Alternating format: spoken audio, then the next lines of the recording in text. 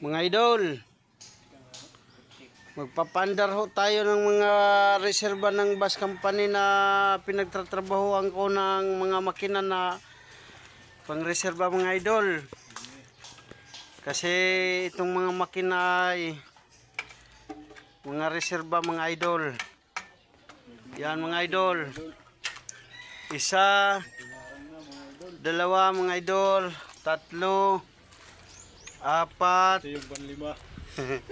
lima mga idol, anim, yan, pito, walo, siyam, sampo, nasa 12 yata to mga idol na mga reserba ng bus company na pinapasokan namin mga idol. Papandarin namin to ngayon mga idol para maging kondisyon mga idol.